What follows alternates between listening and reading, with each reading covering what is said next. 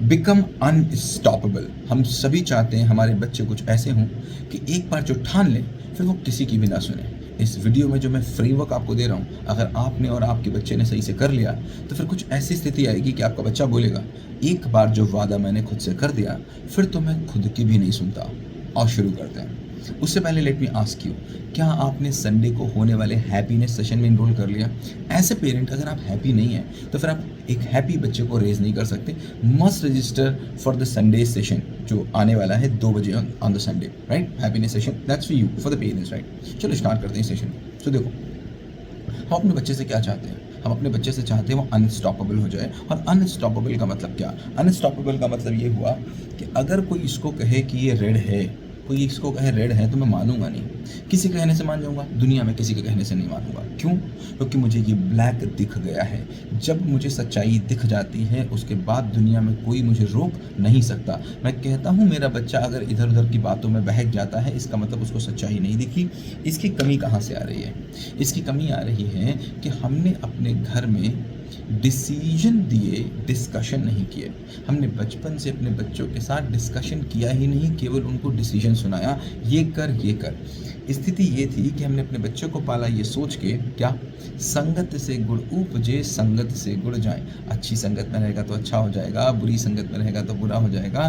तो ये बच्चा था या पानी? तुमने पानी पैदा किया था क्या? तो जिस बर्तन में रहेगा वैसा हो जाएगा? नहीं भाई, वो बच्चा था, तुमने मूर्ख पैदा किया था कि मूर्ख बना दिया? एक्चुअली मूर्ख बनाया नहीं, उसकी बुद्धि का विकास नहीं होने दिया जो डिस्कशन करके किया जा सकता था। और हम कहाँ ले जाना चाहते हैं? बिकम अनस्टॉपेबल में बच्चे को। चंदन विष व्यापत नहीं, लिपटे रहत भुजंग। ये क्या मतलब है कि योगी के साथ रहेगा तो योगी हो जाएगा, ढोंगी के साथ रहेगा तो ढोंगी हो जाएगा? ना भाई, मेरे बच्चे का अपना डिसीजन अनस्टॉपेबल। सोच लिया तो सोच लिया, दुनिया की कोई ताकत मुझे बदल नहीं सकती। मैं चंदन का पेड़ हूँ, आसपास अगर आकर के कितने भी सांप लिपट जाएं मुझे कोई अंतर नहीं पड़ता। तो बात कहाँ से शुरू होगी? बात शुरू होगी, क्या मेरा बच्चा अच्छे और बुरे के बीच में अंतर ढूंढ पाता है? अच्छे और बुरे के बीच में अंतर ढूंढ पाने का मतलब है, क्या वो किसी सिचुएशन को एनालाइज कर पाता है? क्या किसी सिचुएशन के सारे एंगल्स देख पाता है? पहले के वीडियो में मैंने बहुत डिटेल से बताया, अगर आपने वो वीडियो नहीं देखा इससे पहले का तो फिर ये आपके किसी काम का नहीं है। बाल गीता समर कैंप के हम 6 सेशंस ले चुके हैं। आपके बच्चे के बहुत बहुत अच्छे वीडियोज़ मेरे पास आ रहे हैं। बहुत ढेर सारे पेरेंट्स बोल रहे हैं, बहुत ढेर सारे मिराकलस चेंजेस हो रहे हैं और बहुत ढेर सारे बच्चे बहुत बहुत अच्छा अपने पेरेंट्स को एक्सपीरियंस दे रहे हैं। मेरे पास बहुत से वीडियोस और फोटोज़ आ रहे हैं। आई बिलीव कि आपके साथ भी ऐसा हो रहा होगा, और हो रहा है तो प्लीज़ कमेंट में लिखो या फिर ग्रुप में भेजो। अगर पुराने सेशंस अटेंड नहीं किए बाल गीता के तो अटेंड कर लीजिए। अभी भी इसके बाद 3 सेशंस आने बाकी हैं। ये बच्चों को रेवोल्यूशनरी चेंज बच्चे के अंदर देंगे। गीता ऐसे ही काम करती है, रेवोल्यूशन नहीं लाती है। सो बात क्या कर रहे थे, क्या बच्चों को हमने डिसीजन मेकिंग पावर दी? डिसीजन मेकिंग पावर का मतलब है ऑब्जर्वेशन पावर। ऑब्जर्वेशन पावर का मतलब क्या हुआ कि हम किस चीज़ को कितने एंगल से देख सकते हैं।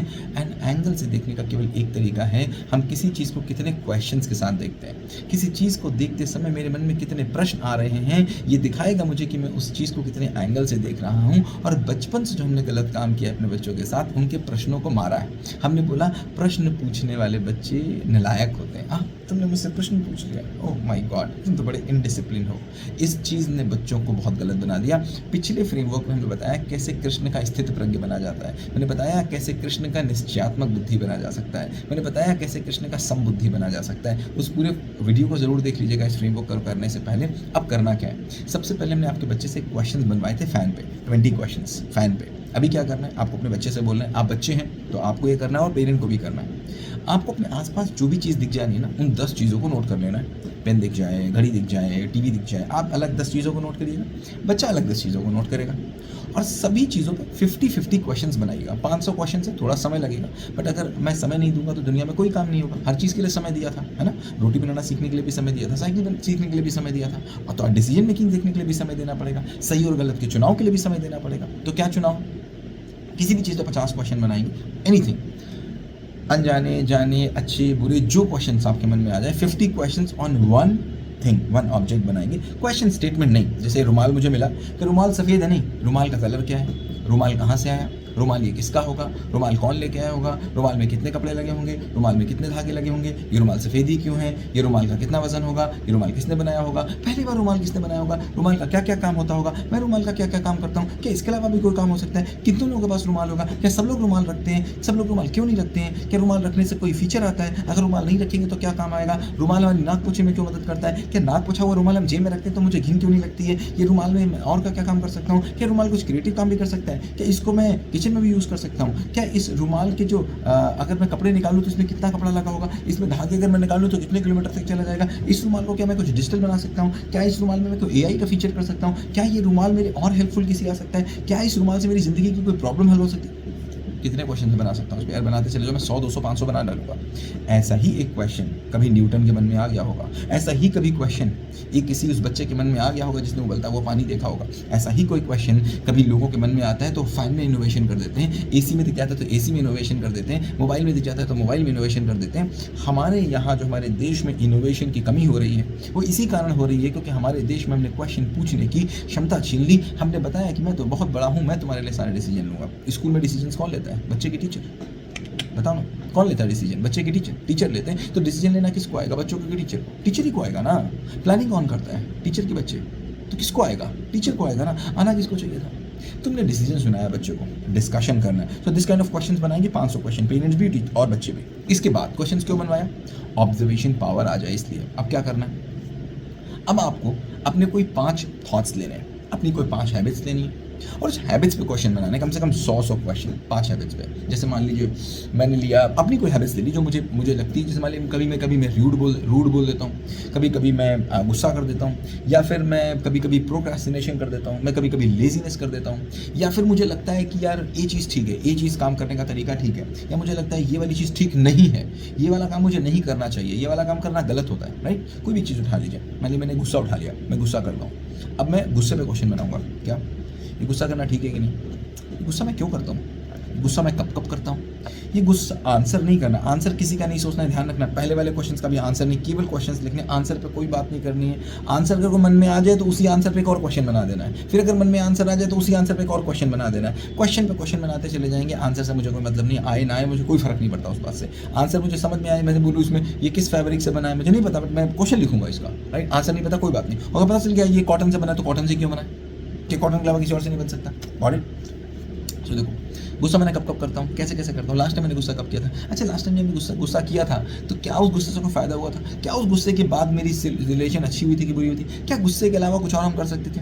क्या गुस्सा और भी कोई मेरे आसपास करता है? ये गुस्सा मैं करने कब से लग गया? ये पहली बार मैंने गुस्सा कब किया था? ये किसको देख के मैं गुस्सा करने लग गया? अगर मेरे आसपास कोई गुस्सा नहीं कर रहा होता तो क्या मैं गुस्सा कर रहा होता? ये गुस्से जैसी चीज़ मेरे अंदर इल बिल्ट है या कहीं और से आ गई? क्या मेरे आसपास जो लोग गुस्सा कर रहे हैं उनको कोई सपोर्ट कर रहा है? मैंने फ्रेमवर्क बताया था इससे पहले। क्या कोई बोलेगा तो वो प्रपोजल होगा, उसके बाद क्या होगा? उसको जानने के लिए जांचने के लिए 100 परीक्षण करना। अभी हम 100 परीक्षण की बात कर रहे हैं, फिर आगे फ्रेमवर्क में आपको बताएंगे परीक्षण क्या होता है और सर्वेक्षण क्या होता है। इसके बाद आएगा स्वराज। देखो ये एक स्टार्टिंग है पूरा बाल गीता समर कैंप, चाहे पेरेंट्स के लिए हो चाहे बच्चों के लिए हो, ये कोई एंड नहीं है, ये एक स्टार्टिंग है। और अगर इसमें आप लोग साथ चल रही है तो फिर डिपेंड करेगा कि इसके बाद क्या होता है। It's just beginning. अगर कोई बच्चा, देखो अभी हज़ार बच्चे आ रहे हैं कैंप में, राइट, 1000 बच्चे आ रहे हैं, हम एक से बात नहीं कर पाए, डोंट वरी एट ऑल। अगर कोई प्रॉब्लम होगी एक बच्चे से, 14 खत्म हो जाने दीजिए, एक बार ये खत्म हो जाए, एक बच्चे से 1 to 1 बात करेंगे। जहाँ पर प्रॉब्लम हो रही है उसको पकड़ के खींच के ले जाएंगे। Don't worry at all, rest assured at all, जो बोले जाए वो प्लीज़ करते रहिए।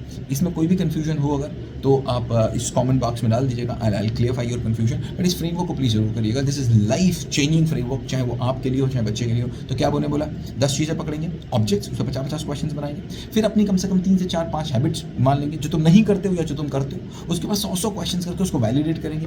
आंसर्स से कोई मतलब नहीं है, आए तो ठीक, नहीं आए तो ठीक, आंसर आ जाएगा उसके ऊपर फिर एक क्वेश्चन दाग देंगे, क्वेश्चंस का वार करेंगे, राइट। एंड आप देखेंगे आपकी decision making power is going to rock. और फिर जो आपके अंदर डिसीजन होगा ना, आपको दिख जाएगा सारी परतें हटा के ब्लैक है। इसके बाद जब मैं कहूँगा ना, फिर तो मैं अपने आप की भी नहीं सुनता। I will become the unstoppable. Thank you so much, have a great day ahead.